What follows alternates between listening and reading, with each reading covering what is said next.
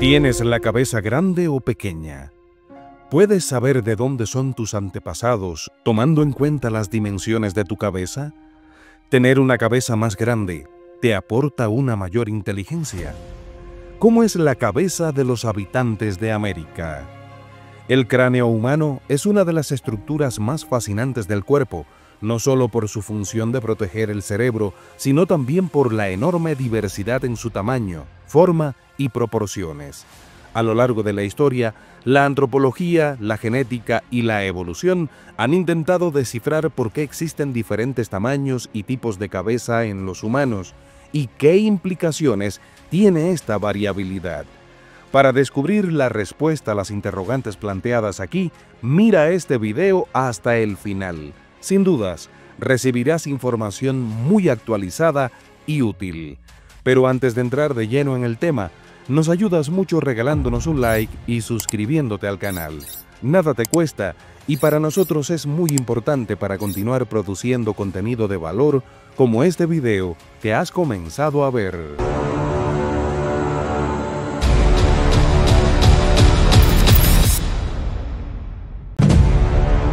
¿Por qué existen diferentes tamaños de cabeza?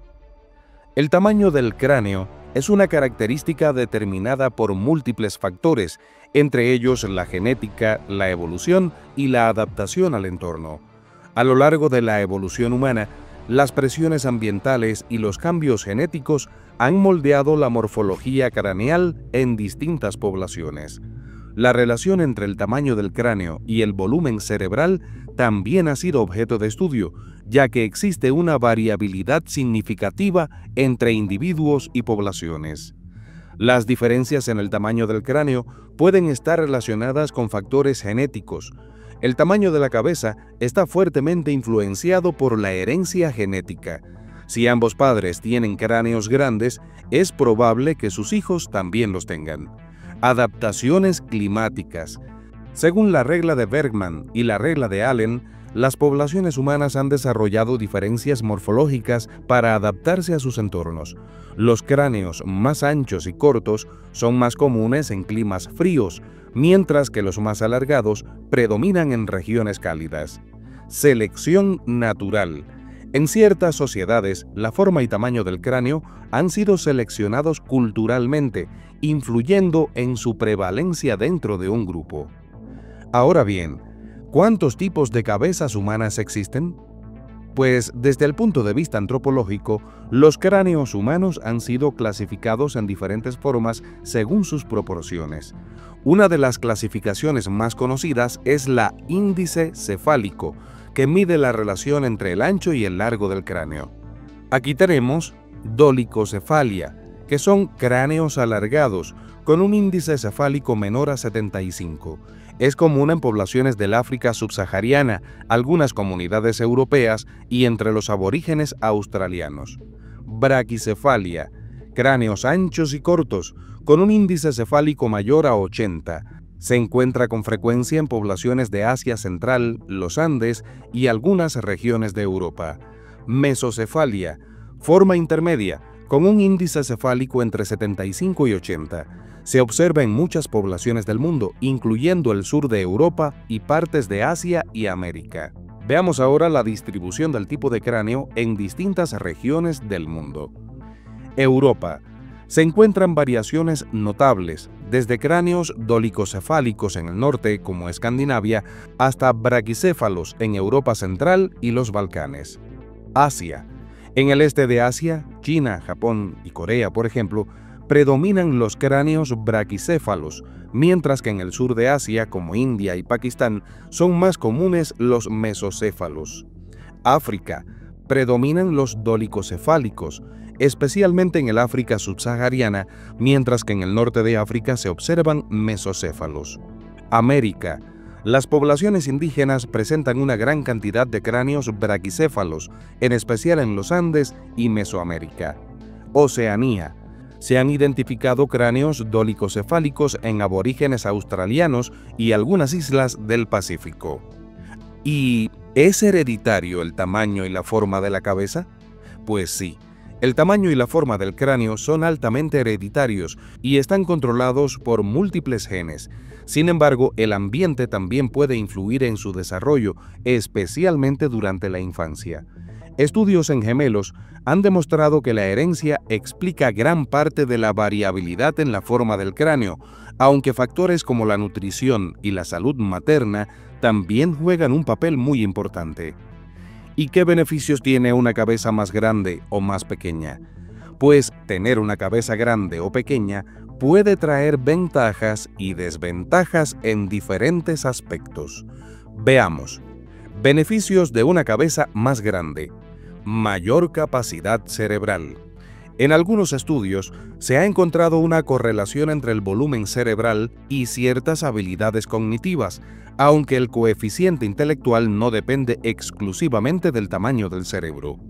Mejor aislamiento térmico.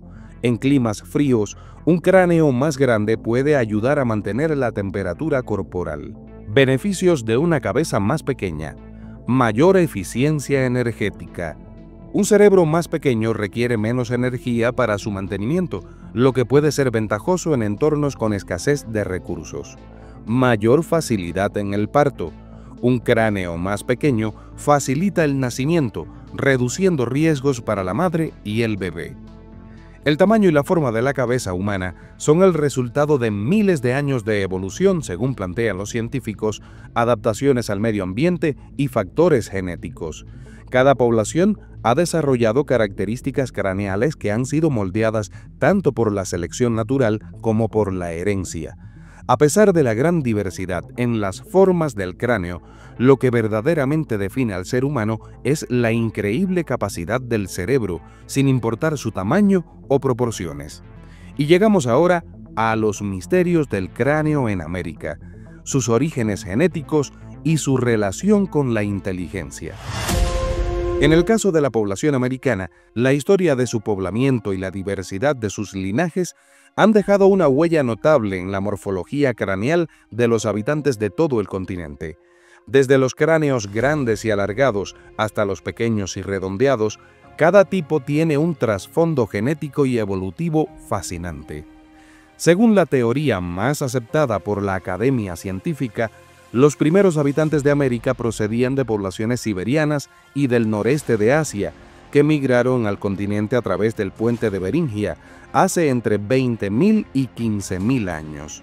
Con el tiempo, los diferentes grupos se diversificaron, dando lugar a una gran variedad de fenotipos craneales. Los estudios en antropología física han clasificado los cráneos de los antiguos habitantes americanos en dos grandes grupos morfológicos. Número 1. Cráneos dolicocéfalos, que son alargados y estrechos, asociados a las primeras migraciones de Homo sapiens a América. Se han encontrado en restos arqueológicos como los de Lagoa Santa en Brasil y en algunas otras poblaciones de América del Sur. Número 2. Cráneos braquicéfalos, o sea, redondeados y más anchos. Se relacionan con migraciones posteriores y han sido más comunes en poblaciones andinas y mesoamericanas, como los incas y los mayas. Los estudios genéticos han revelado que las poblaciones indígenas americanas poseen una gran homogeneidad en sus linajes mitocondriales, los haplogrupos A, B, C, D y X, pero diferencias en su morfología craneal debido a adaptaciones ambientales, flujo genético y selección natural. Veamos la distribución geográfica de los tipos craneales en América. Mesoamérica y los Andes, aztecas, mayas e incas. Predomina el cráneo braquicéfalo, con una forma más redonda y compacta.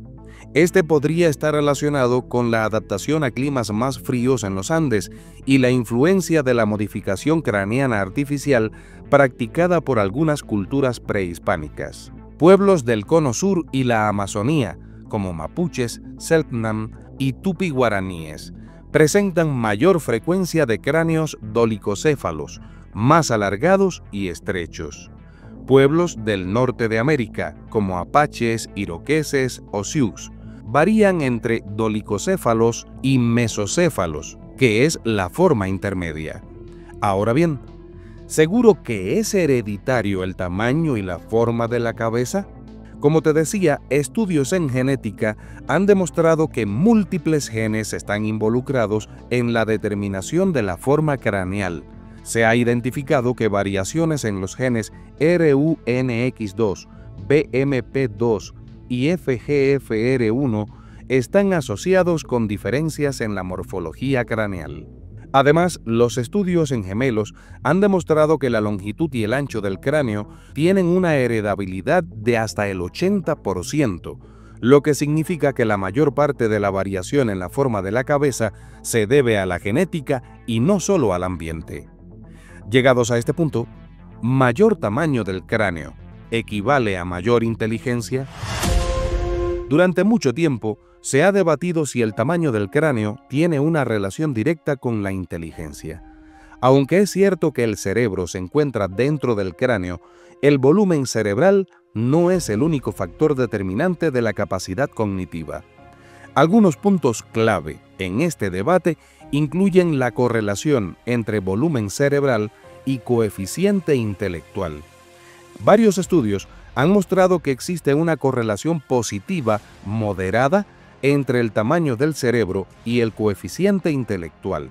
Sin embargo, esta correlación no es absoluta y otros factores como la estructura cerebral y la eficiencia neuronal son más importantes. Investigaciones recientes han encontrado que la densidad de neuronas, la conectividad sináptica y la organización de la corteza cerebral tienen un papel más fundamental en la inteligencia que el tamaño del cráneo en sí mismo. Veamos un par de casos históricos.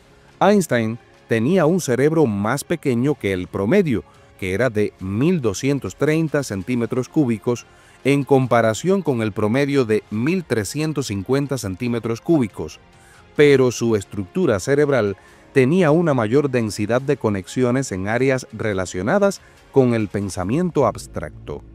Los neandertales tenían un cerebro más grande que el de los humanos modernos, pero no desarrollaron el mismo nivel de pensamiento simbólico y tecnológico. Amigos, el tamaño y la forma del cráneo en América han sido moldeados por una combinación de genética, evolución y adaptaciones ambientales. Aunque existe cierta correlación entre el volumen cerebral y la inteligencia, lo que realmente importa es la estructura y eficiencia del cerebro más que el tamaño absoluto del cráneo. Este campo de estudio sigue muy abierto y a medida que avanzan las investigaciones en neurociencia y genética, podríamos descubrir nuevos aspectos de la relación entre la morfología craneal y las capacidades cognitivas humanas. Y ahora dime, ¿tienes la cabeza grande o pequeña? Según lo planteado en este video, ¿de dónde son tus antepasados teniendo en cuenta la forma y tamaño de tu cabeza? ¿Cuáles son tus experiencias con ella? ¿Sabías que la forma de tu nariz aporta pistas sobre los orígenes de tus antepasados familiares? ¿De dónde vienes genéticamente? ¿Por qué algunas narices son anchas y otras afiladas como cuchillas? ¿Qué secretos ancestrales se esconden en la forma de tu nariz? No se trata de un rasgo más del rostro, es un mapa genético, una firma biológica que revela quiénes fueron realmente tus antepasados y cómo su historia sigue marcada en tu piel. La nariz no solo es cuestión de herencia, sino de poder, identidad y hasta destino. En Hispanoamérica, su forma ha sido clave en la percepción de la belleza, en mitos y hasta en la discriminación racial. Prepárate porque en este video descubrirás verdades ocultas, datos impactantes y una historia que cambiará la forma en la que ves tu propio reflejo. La nariz es una de las características faciales más distintivas del ser humano. No solo cumple funciones esenciales en la respiración y el sentido del olfato, sino que también es un reflejo de la diversidad genética y de la evolución de nuestra especie, según plantean los científicos estudiosos del tema. A lo largo de la historia, la forma de la nariz ha sido influenciada por la adaptación al clima, la selección natural y la diversidad étnica. Para que conozcas de dónde vienes, según las características de tu nariz, exploremos primero las principales que existen en el mundo, sus orígenes y su significado en diferentes culturas. Aunque existen innumerables variaciones en la forma de la nariz, los estudios antropológicos y estéticos han identificado varios tipos principales. Estos se pueden clasificar de acuerdo con su estructura ósea y cartilaginosa, así como la distribución geográfica y origen étnico. Nariz nubia o africana. Es ancha, con puente bajo y fosas nasales amplias. Es muy común en poblaciones del África subsahariana y en personas de ascendencia africana en otras partes del mundo. Se cree que este tipo de nariz evolucionó como una adaptación al clima cálido y húmedo de África. La anchura de las fosas nasales permite una mejor regulación del aire caliente y húmedo. En diversas culturas africanas, una nariz ancha es considerada un símbolo de belleza y fortaleza. Nariz semítica o judía árabe. Esta tiene puente prominente, curvatura en la parte media y punta pronunciada. Es común en poblaciones del Medio Oriente, el norte de África y algunas partes de Europa. Algunos estudios sugieren que esta forma puede haber evolucionado como una adaptación al clima seco y desértico, favoreciendo un flujo de aire más controlado y evitando la deshidratación.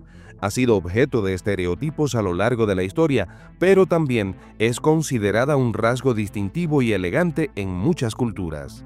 Nariz aquilina o romana. Esta tiene puente alto y recto, con una ligera curvatura descendente en la punta. Es común en poblaciones de origen europeo, especialmente en el Mediterráneo y algunas partes de Asia. Se asocia con linajes guerreros y aristocráticos en la historia romana y europea, y ha sido símbolo de poder, liderazgo y nobleza, apareciendo en representaciones de figuras históricas como Julio César y Napoleón Bonaparte. Nariz asiática o mongoloide. Esta es pequeña, con puente bajo y fosas nasales reducidas. Es común en poblaciones del este de Asia, incluyendo China, Japón, Corea y Mongolia. Se cree que esta forma de nariz es una adaptación al clima frío de las regiones asiáticas, reduciendo la pérdida de calor al respirar. En muchas culturas asiáticas, una nariz pequeña es vista como un rasgo atractivo y refinado. Nariz celta. Esta tiene puente alto y recto, pero con una ligera inclinación hacia arriba en la punta. Es común en personas de ascendencia irlandesa, escocesa y galesa, posiblemente derivada de la mezcla genética de pueblos celtas y normandos en el Reino Unido e Irlanda. Ha sido descrita en la literatura como una nariz de aspecto fuerte y distintivo. Nariz griega. Esta tiene puente recto y definido, sin curvaturas, frecuente en poblaciones del Mediterráneo oriental y de ascendencia griega. Se asocia con la simetría y la estética clásica de la escultura griega. Es considerada la nariz perfecta en el arte y la estética desde la antigüedad. Nariz chata. Esta tiene puente muy bajo, fosas nasales anchas y punta redondeada. Es frecuente en poblaciones del sudeste asiático y América Latina. Puede haber evolucionado como una adaptación a climas cálidos y húmedos, y en algunas culturas se busca modificar su apariencia mediante cirugía o maquillaje para afinarla. Nariz bulbosa. Esta tiene punta redondeada y voluminosa. Se encuentra en diversas poblaciones alrededor del mundo. Puede estar influenciada por factores genéticos y, en algunos casos, por el envejecimiento y el engrosamiento del tejido nasal. Está asociada con personalidad fuerte en algunas representaciones artísticas. Nariz respingada. Esta tiene punta elevada y redondeada, con puente relativamente corto. Es común en poblaciones europeas y algunas regiones de América del Norte. Puede ser resultado de combinaciones genéticas y adaptaciones climáticas. Frecuentemente es considerada un rasgo atractivo en la cultura occidental. Nariz mixta o mestiza. Esta es una combinación de diferentes rasgos nasales según la mezcla genética de la persona. Es muy común en Latinoamérica y otras regiones con una fuerte mezcla de etnias. Refleja la diversidad genética y la historia migratoria de cada población. Varía según el contexto social y las influencias de la moda y la estética. La nariz, sin dudas, es una de las estructuras faciales más diversas del ser humano, variando en forma, tamaño y función según la genética y la evolución de cada población. A lo largo de los años, la ciencia ha revelado fascinantes hallazgos sobre la herencia de la forma nasal, los genes responsables de sus características y algunas curiosidades sorprendentes que hacen de la nariz un rasgo único en cada individuo. Pero, ¿de quién heredamos la forma de la nariz? Pues sí, la forma de la nariz es un rasgo altamente heredable, pero no sigue patrones de herencia simples como el color de los ojos o el grupo sanguíneo. En lugar de estar determinada por un solo gen, la forma nasal es el resultado de la interacción de múltiples genes que controlan la estructura ósea, el cartílago y la piel. Se estima que alrededor del 66% de la variabilidad de la forma de la nariz es hereditaria. Un estudio de la University College London identificó estos 5 genes clave que ves en pantalla que influyen en la forma de la nariz. La genética de la nariz es poligénica, lo que significa que se hereda una combinación de rasgos de ambos progenitores, pudiendo generar variaciones inesperadas en los descendientes. Aunque muchas personas asumen que la forma de la nariz se hereda principalmente del padre, los estudios sugieren que en realidad es una mezcla de la información genética de ambos padres, con una fuerte influencia materna en algunos casos. Veamos ahora la función de los genes que se han identificado como clave en la forma de nuestra nariz. El gen DCHS2 determina la curvatura del puente nasal y la inclinación de la nariz. El gen RUNX2 influye en el desarrollo de los huesos faciales y es clave en la forma general del puente nasal.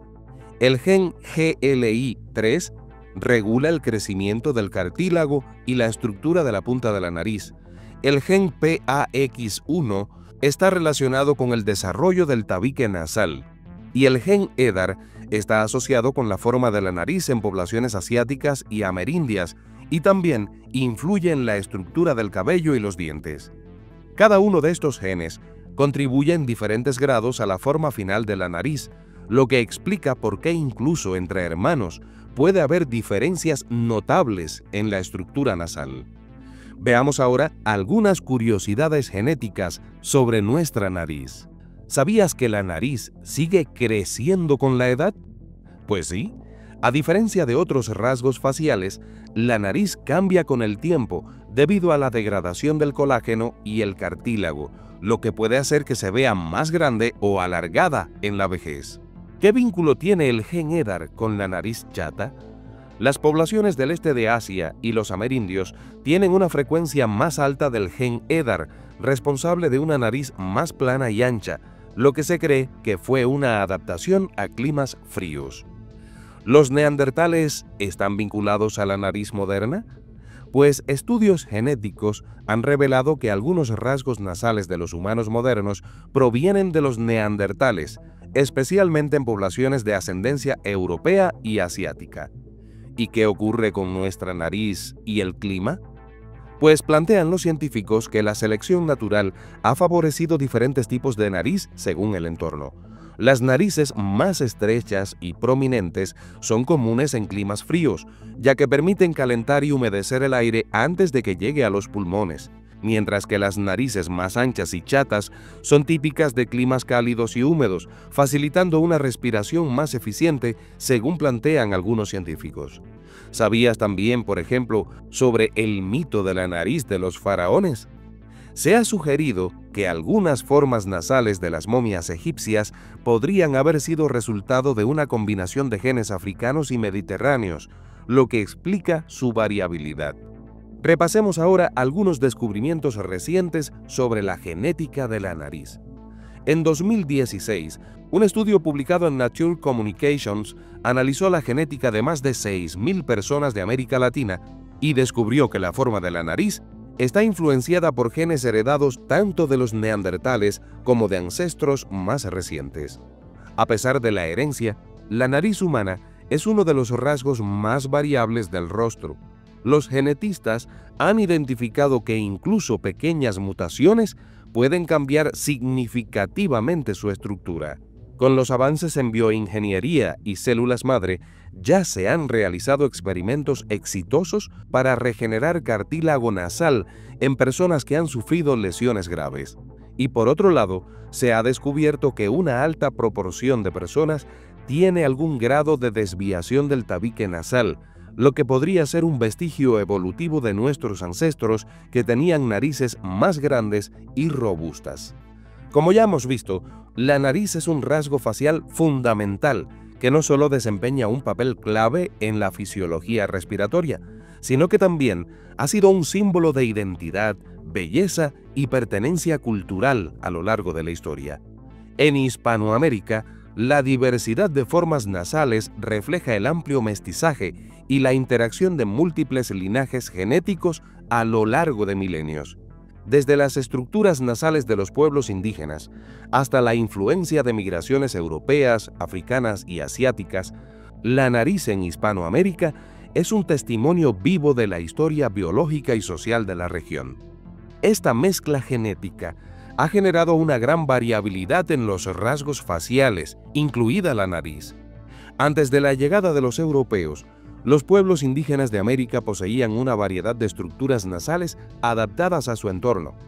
En los Andes y Mesoamérica, según los expertos, predominaban narices anchas y con tabiques ligeramente desviados, características adaptadas a la altitud y a la variabilidad climática.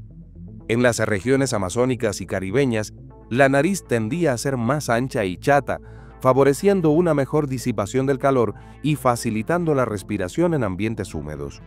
En la Patagonia y Tierra del Fuego, donde las temperaturas eran frías y los vientos intensos, algunos pueblos como los Selknam y los Yámanas tenían narices más prominentes y con un puente nasal más alto, similares a las poblaciones de climas fríos. La llegada de los europeos a América trajo consigo una gran variabilidad genética en los rasgos faciales.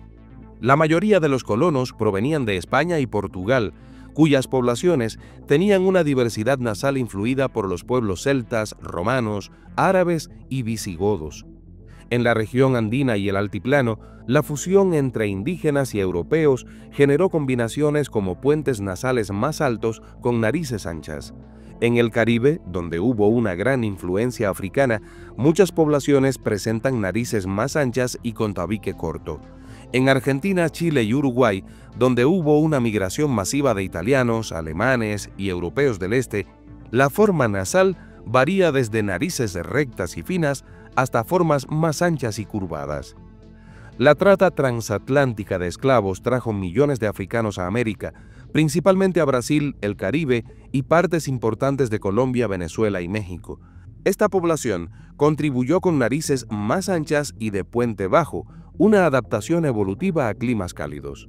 Por otro lado, en el siglo XIX y XX, inmigrantes chinos y japoneses llegaron a países como Perú, México y Argentina, aportando genes que favorecen narices más pequeñas y con tabique bajo.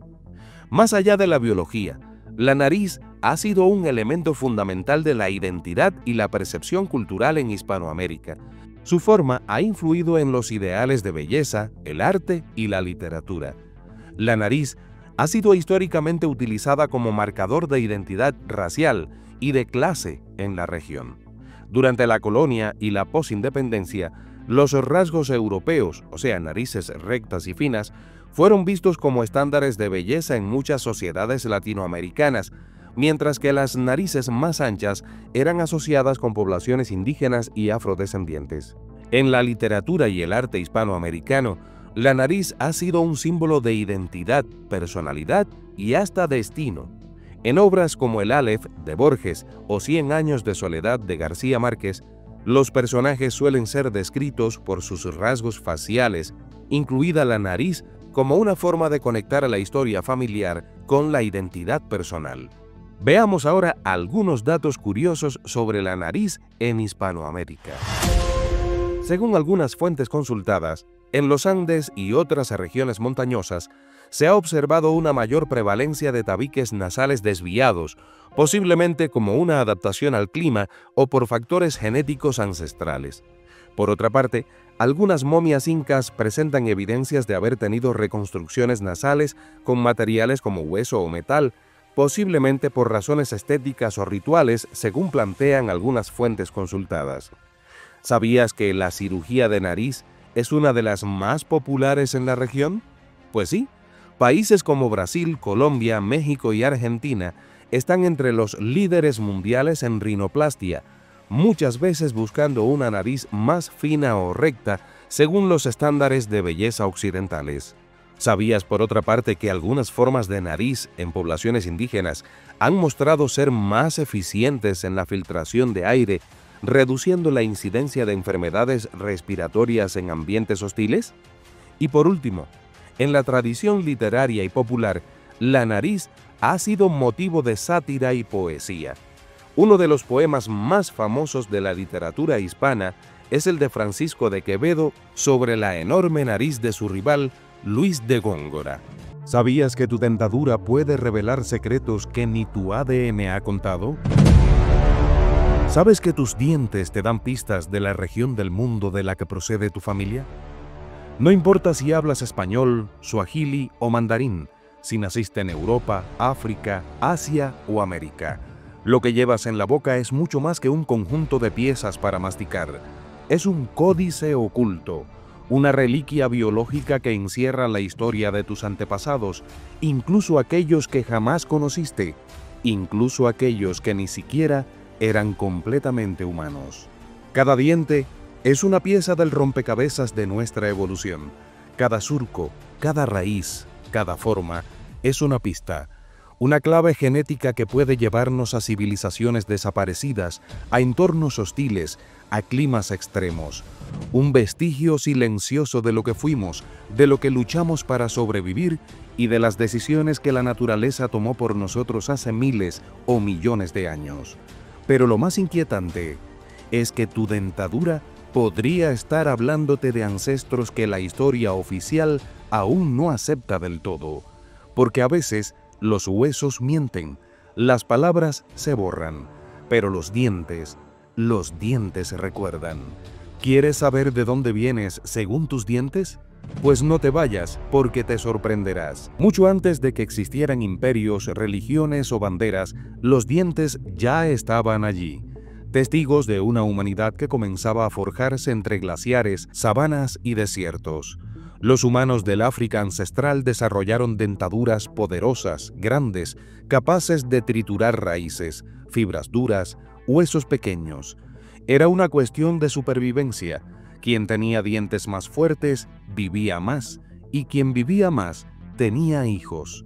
Así de simple, así de brutal. En aquellas tierras donde el sol quemaba y el alimento escaseaba, nacieron molares imponentes con múltiples raíces, con una fuerza capaz de resistir años de desgaste. Dientes diseñados no para verse bien, sino para durar, para defendernos de la extinción.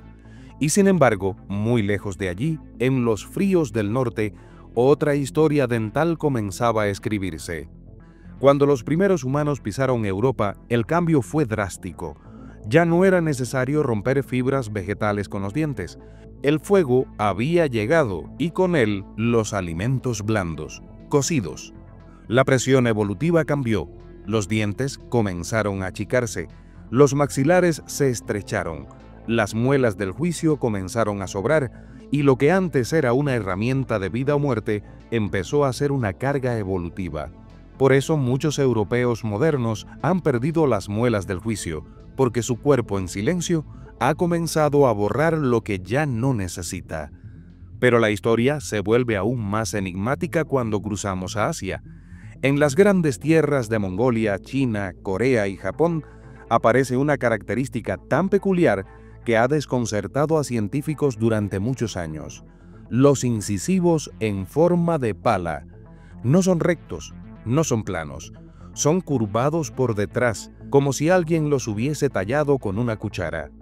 Esta forma extraña no es una malformación, es una firma genética, una herencia de ancestros que enfrentaron inviernos brutales, donde cada rasgo físico, cada mínima adaptación, podía marcar la diferencia entre la vida y la muerte. Hoy sabemos que esos incisivos están relacionados con un antiguo gen, el EDAR-V370A, un gen que curiosamente también regula el grosor del cabello, la producción de glándulas sudoríparas y que solo aparece en poblaciones de Asia Oriental y sus descendientes, un marcador invisible de un linaje milenario. Y aquí comienza el verdadero misterio. porque ese mismo rasgo aparece también en las tribus indígenas de América. ¿Cómo es posible que personas de la Amazonía, de los Andes, de los desiertos del norte de México, compartan una peculiaridad dental con pueblos del otro lado del océano? La respuesta para algunos está en el puente de Beringia, en los cazadores que cruzaron a pie desde Siberia a Alaska hace más de 15.000 años, escapando del frío, persiguiendo bisontes, fundando los primeros pueblos del continente americano. Pero otros creen que la historia es mucho más antigua, más compleja, que hay algo que aún no se nos ha dicho o que no queremos aceptar. Porque si los dientes cuentan la verdad, entonces hay linajes ocultos, migraciones perdidas, contactos ancestrales que desafían lo que creíamos saber. En Oceanía, por ejemplo, los aborígenes australianos y los melanesios presentan dentaduras tan robustas, tan densas, que parecen esculpidas en roca, molares gigantescos, esmalte grueso, taurodontismo, o sea, una extraña ampliación de la cavidad pulpar, como si el diente quisiera almacenar más energía vital. Durante años se creyó que esto era solo una curiosidad, una rareza, pero luego vino el hallazgo de los denisovanos, un grupo humano extinto, parientes de los neandertales, cuyos restos fueron hallados en una cueva en Siberia. Sus dientes eran casi idénticos, gigantes, antiguos, misteriosos. ¿Podrían los aborígenes de hoy haber heredado su dentadura de una especie humana que desapareció hace más de 40.000 años? La genética moderna dice que sí, pero aún queda África, porque aunque creemos conocerla, África sigue escondiendo secretos entre sus huesos. Las tribus del este africano presentan una frecuencia inusualmente alta de dientes supernumerarios, o sea, dientes extra que brotan donde no deberían. Algunos expertos creen que esto podría ser un vestigio arcaico, un eco genético de homínidos primitivos que necesitaban más herramientas bucales para sobrevivir. Otros, en cambio, ven en esto la señal de un linaje profundo, más antiguo que el Homo sapiens, un recordatorio de que no fuimos los primeros y tal vez tampoco seremos los últimos. Pero los dientes no solo cuentan historias del pasado, también nos hablan del presente, de cómo las culturas esculpen nuestros cuerpos. En pueblos del sudeste asiático, el hábito ancestral de mascar betel ha provocado generaciones enteras con dentaduras pigmentadas, fracturadas, moldeadas por la tradición. En África Occidental, el limado de dientes en rituales de paso ha cambiado incluso la estructura mandibular de comunidades enteras. En Europa, las dietas blandas del mundo moderno han reducido los arcos dentales hasta provocar el apiñamiento que hoy consideramos normal. Y mientras tanto, en el laboratorio, la ciencia descubre nuevas mutaciones genéticas que explican por qué algunas personas nacen sin muela del juicio, o con dientes que no envejecen, o con raíces que se ramifican como árboles milenarios. Pero ¿acaso la pregunta más perturbadora es esta? Si los dientes pueden decirnos de dónde venimos, ¿pueden también decirnos quiénes no somos? Hagamos un resumen preciso de las características dentales por regiones y etnias para que comiences a mirarte al espejo y a tocarte la dentadura, y después descubras de dónde vienes. África subsahariana o poblaciones africanas tradicionales. Tienen dentición robusta, dientes de mayor tamaño promedio, especialmente caninos y molares. Tienen molares multirradiculares, o sea, alta prevalencia de molares con más de 2 raíces. Tienen alta resistencia al desgaste por adaptación a dietas abrasivas y ricas en fibras.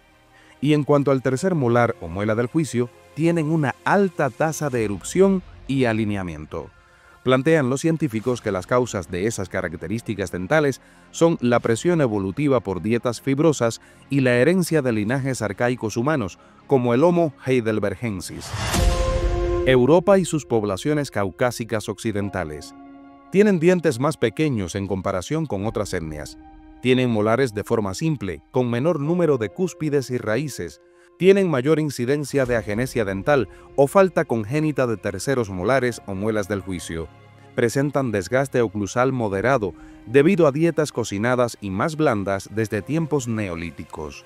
Plantean los científicos que las causas de estas características dentales son la revolución agrícola y el cambio de dieta y la selección genética relajada por menor presión funcional.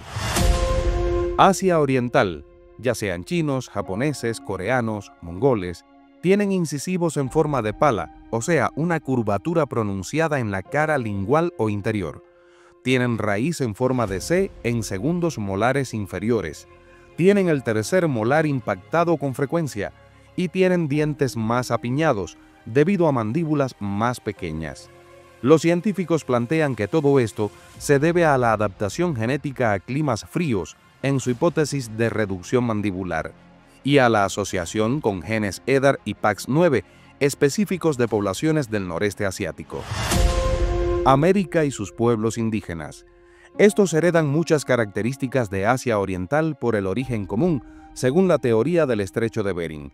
Tienen incisivos en forma de pala muy marcados, presencia frecuente de cúspide carabelí, o sea, una estructura adicional en primeros molares superiores. Tienen alta prevalencia de tercer molar erupcionado y tienen arcos dentales anchos y robustos. Plantean los expertos que todo esto se debe a la migración desde Siberia, sustentada en la teoría del puente de Beringia, y además al aislamiento poblacional prolongado. Oceanía y Australia, especialmente en aborígenes melanesios y polinesios. Tienen dentición extremadamente robusta, tienen dientes de gran tamaño, presentan desgaste severo por dieta abrasiva, compuesta por raíces y tubérculos entre otros. Tienen alta frecuencia de anomalías de forma, como molares en taurodontismo, o sea, cámaras pulpares agrandadas. Los científicos afirman que todo esto se debe al aislamiento genético, la presión por dietas extremadamente duras y a las influencias de linajes genéticos muy antiguos, como los denisovanos. Medio Oriente y Asia del Sur, que incluye árabes, persas e indios. Tienen dentición intermedia en tamaño entre europeos y africanos, una alta frecuencia de cúspide carabelí y surcos adicionales, y una diversidad morfológica considerable debido al mestizaje antiguo. Los expertos plantean que esto se debe a que habitan una región históricamente encrucijada de rutas migratorias y a la mezcla genética constante, tanto en el Neolítico como luego en los diferentes imperios y las rutas de la seda.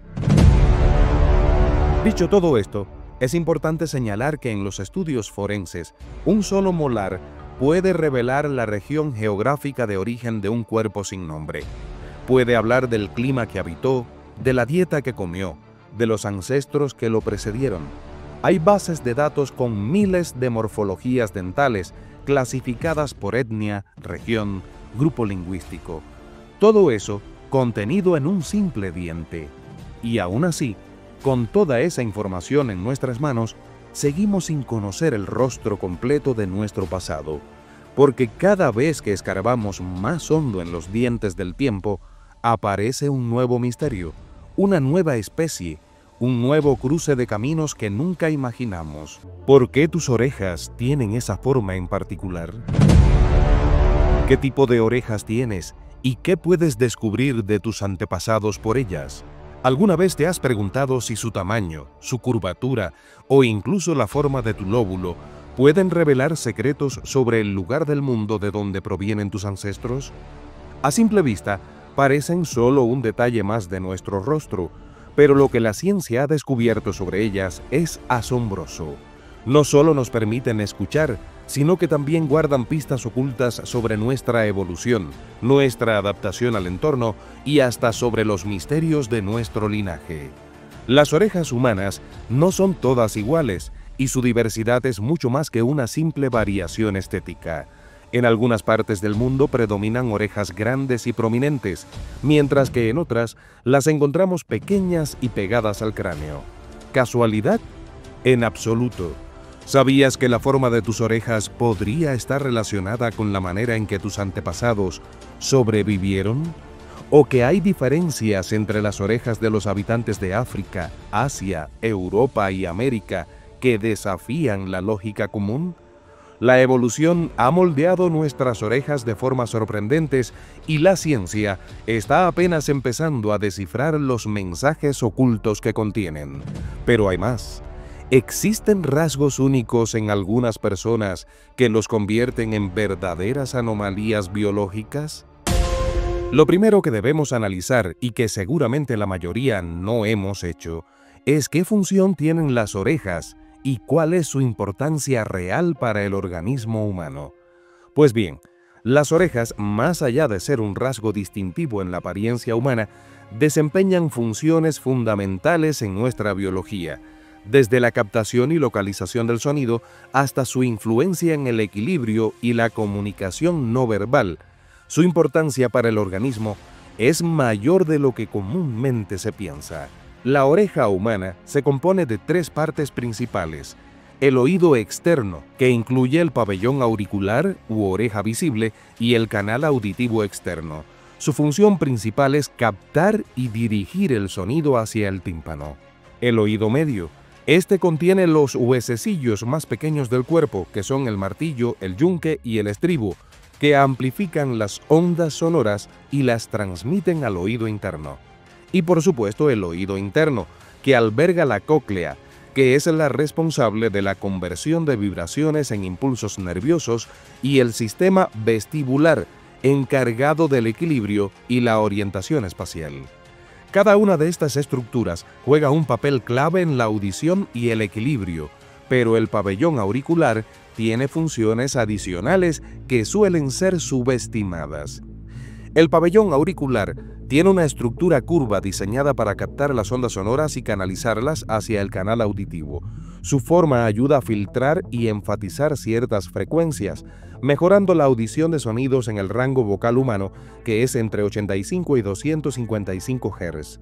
Las ondas que vienen de frente son amplificadas, mientras que los sonidos provenientes de atrás o los costados pueden ser atenuados. La forma de la oreja influye en la localización del sonido. Pequeños cambios en la estructura pueden afectar la capacidad de detectar de dónde proviene un ruido. Además, las orejas son fundamentales para determinar la dirección de un sonido a través de dos mecanismos: diferencia de tiempo interaural. Un sonido proveniente de un lado llegará primero a la oreja más cercana y una fracción de segundo después a la otra. El cerebro utiliza esta diferencia para determinar la ubicación. Diferencia de nivel interaural. Si un sonido llega desde un lado, la oreja opuesta recibirá una versión atenuada debido al efecto de sombra acústica de la cabeza. Estos mecanismos permiten a los humanos detectar sonidos en un radio de 360 grados, lo que ha sido fundamental para la supervivencia en la evolución humana, como evitar depredadores, ubicar presas y mejorar la comunicación. Ahora bien, más allá de la audición, las orejas desempeñan un papel crítico en el equilibrio gracias al sistema vestibular ubicado en el oído interno.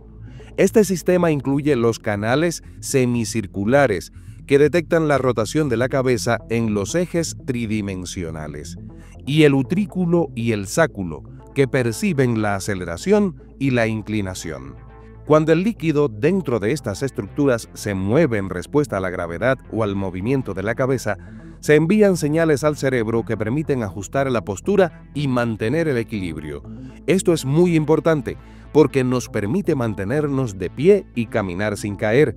Es fundamental para movimientos precisos como escribir, conducir o hacer deportes, y explica fenómenos como el mareo por movimiento y la pérdida de equilibrio cuando se afecta al oído interno, por ejemplo cuando tenemos infecciones del oído.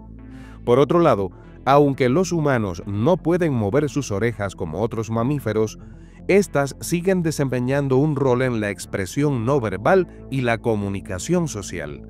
Cuando una persona siente vergüenza, ira o excitación, los vasos sanguíneos en las orejas se dilatan, causando un enrojecimiento perceptible. Este fenómeno ocurre por la activación del sistema nervioso simpático y es una respuesta fisiológica a emociones intensas. Algunas personas pueden mover ligeramente sus orejas debido a la activación de músculos vestigiales, como el músculo auricular anterior, el superior y el posterior, lo que sugiere que en nuestros ancestros las orejas tenían más movilidad para orientarse hacia sonidos específicos.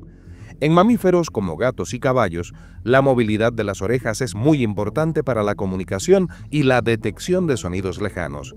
En humanos, esta capacidad se ha reducido con el tiempo, según plantean los científicos, pero la forma de las orejas sigue siendo importante en la comunicación visual.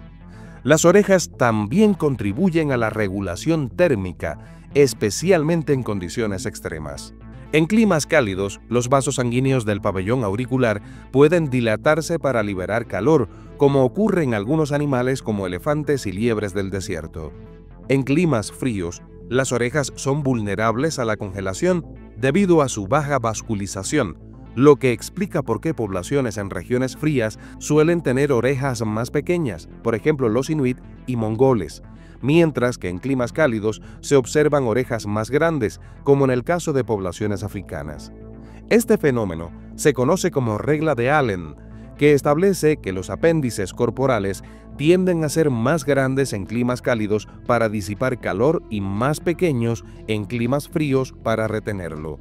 Los trastornos relacionados con las orejas pueden afectar la audición, el equilibrio e incluso la calidad de vida. Algunos ejemplos incluyen la hipoacusia o sordera, que puede ser genética, congénita o adquirida por exposición a ruidos fuertes, labirintitis y vértigo, que son las inflamaciones del oído interno que afectan el equilibrio, el síndrome de Meniere, que provoca episodios de vértigo, tinnitus, que es zumbido en los oídos, y pérdida de audición, y microtia, que es la malformación congénita en la que la oreja no se desarrolla completamente. No obstante, la investigación en dispositivos como implantes cocleares y audífonos avanzados ha mejorado significativamente la calidad de vida de personas con deficiencias auditivas. La diversidad humana se manifiesta en múltiples aspectos físicos y las orejas no son la excepción.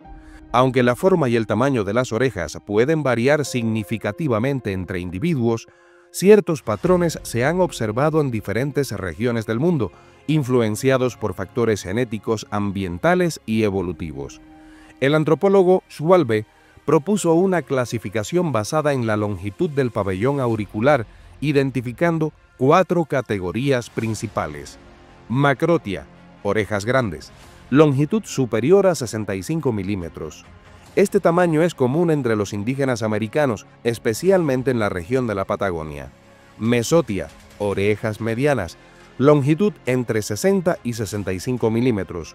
Predominan en poblaciones europeas y en gran parte de Asia y las islas del Pacífico. Microtia, orejas pequeñas, longitud entre 54 y 60 milímetros, frecuentes en poblaciones de origen australiano. Hipermicrotia, orejas muy pequeñas, longitud inferior a 54 milímetros, observadas en grupos como los hotentotes, bosquimanos y nubianos. La regla de Allen postula que las extremidades y apéndices de los animales endotermos, o sea, de sangre caliente, tienden a ser más largos en climas cálidos para facilitar la disipación del calor y más cortos en climas fríos para conservarlo, como dijimos antes.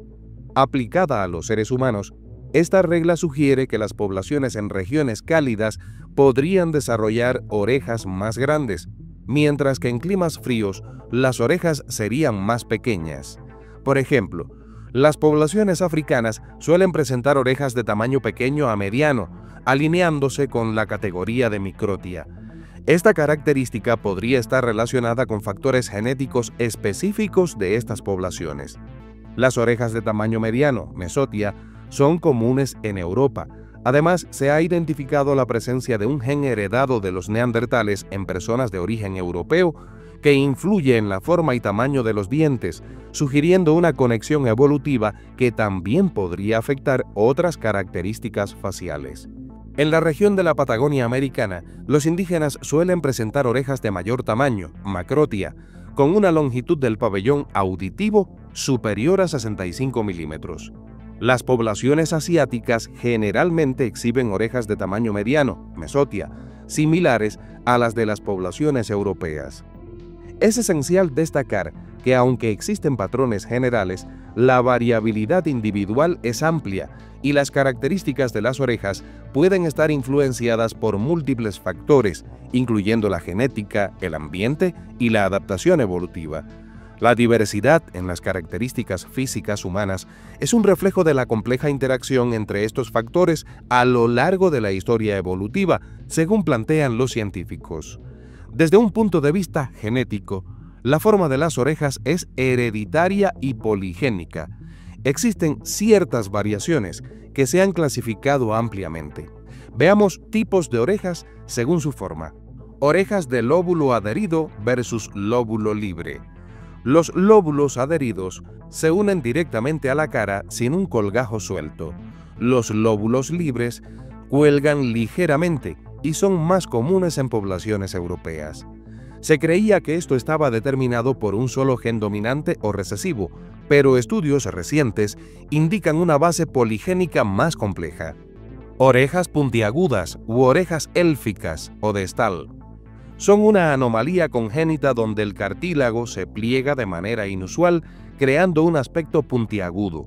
Se han encontrado ciertas poblaciones asiáticas con más frecuencia que en europeas o africanas. Orejas de Darwin o el tubérculo de Darwin, un pequeño bulto en el hélix considerado un vestigio evolutivo de estructuras auriculares más prominentes en mamíferos. Está presente en un 10% de la población mundial. Orejas grandes versus orejas pequeñas. La variabilidad en tamaño es muy amplia, pero las orejas grandes pueden mejorar la captación de sonido de baja frecuencia.